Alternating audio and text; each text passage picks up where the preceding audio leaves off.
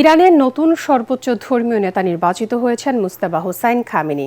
তিনি গত শনিবার যুক্তরাষ্ট্র ও ইসরায়েলের যৌথ হামলায় নিহত ইরানের সর্বোচ্চ ধর্মীয় নেতা আয়াতুল্লাহ আলী খামেনির ছেলে।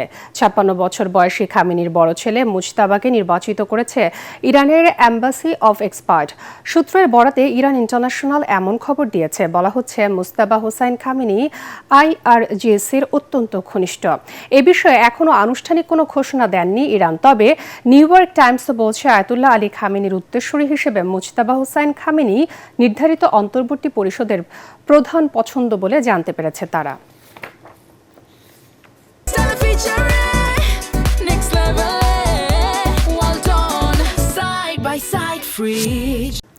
মধ্যপ্রাচ্য জুড়ে আমেরিকার বিভিন্ন টার্গেটে আঘাত হেনেছে ইরান। সিএনএন বলছে দুবাইয়ের মার্কিন কনসুলেট, সৌদি আরবের সি এয়ার স্টেশন এবং কাতারের যুক্তরাষ্ট্রের ঘাঁটিতে ড্রোন আঘাত হেনেছে। রিয়াদ, কুয়েত ও বৈরুতে আমেরিকান দূতাবাস বন্ধ ঘোষণা করা হয়েছে। এদিকে কংগ্রেসে ক্লাসিফাইড ব্রিফিংয়ে ট্রাম্প প্রশাসনের শীর্ষ কর্মকর্তারা জানিয়েছেন আগামী কয়েকদিনে ওই অঞ্চলে ভয়ঙ্কর সমরাস্ত্র পাঠানো হবে, যাতে তেহরানের পরিস্থিতি এতটাই নাজুক হয়ে ওঠে ক্ষমতা ছেড়ে যেতে বাধ্য হয় খামেনি প্রশাসনের অনুগতরা। ওদিকে ইউএস সেন্ট্রাল কমান্ড জানিয়েছে এখন পর্যন্ত ইরানের প্রায় ২,০০০ লক্ষ্যবস্তুতে হামলা চালানো হয়েছে। আদিব মোহাম্মদের রিপোর্টে বিস্তারিত। মিডল ইস্ট আই বলছে মধ্যপ্রাচ্য জুড়ে ১৯টি দেশে প্রায় ৫০,০০০-এর মতো আমেরিকান সেনা রয়েছে, আর ৮টি দেশে রয়েছে যুক্তরাষ্ট্রের ঘাঁটি।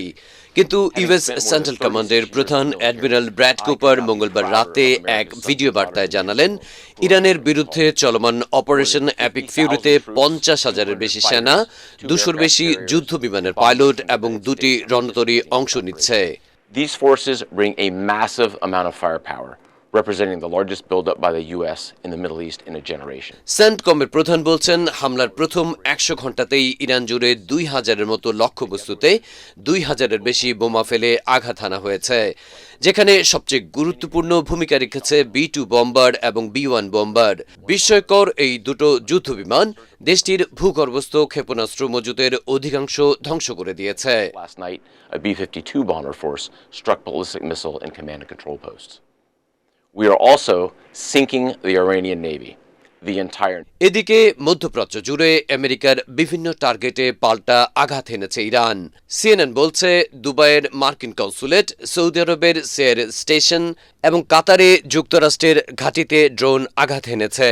এই অবস্থায় রিয়াদ, কুয়েত এবং বৈরুতে আমেরিকান দূতাবাস বন্ধ ঘোষণা করা হয়েছে। সেই সাথে উপসাগরীয় দেশগুলো থেকে যত দ্রুত সম্ভব মার্কিন নাগরিকদের সরে যেতে নির্দেশ দেওয়া হয়েছে। এদিকে মঙ্গলবার কংগ্রেসে ক্লাসিফাইড ব্রিফিংয়ে ট্রাম্প প্রশাসনের শীর্ষ কর্মকর্তারা জানিয়েছেন আগামী কয়েকদিনে ওই অঞ্চলে ভয়ঙ্কর সব সমরাস্ত্র পাঠানো হবে, যাতে তেহরানের পরিস্থিতি এতটাই নাজুক হয়ে ওঠে ক্ষমতা ছেড়ে যেতে বাধ্য হয় খামেনি প্রশাসনের অনুগতরা। রিপাবলিকান বর্ষিয়ান সেনেটর লিন্ডসে গ্রাহাম জানিয়েছেন আগামী দিনগুলো দুর্বিষহ হয়ে উঠবে ইরানের জন্য। আরব দেশগুলো এখন থেকে পাল্টা আঘাত হানবে তেহরানের বিরুদ্ধে। ফলে চতুর্দিক থেকে আক্রমণে দিশেহারা হয়ে পড়বে ইরান।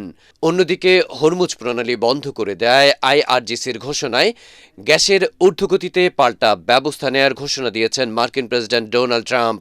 তিনি বলেছেন প্রয়োজনে যুক্তরাষ্ট্রের যুদ্ধজাহাজ, তেল ও গ্যাসবাহী ট্যাঙ্কার পাহারা দিয়ে নিয়ে যাবে হরমুজ প্রণালীর মধ্য দিয়ে।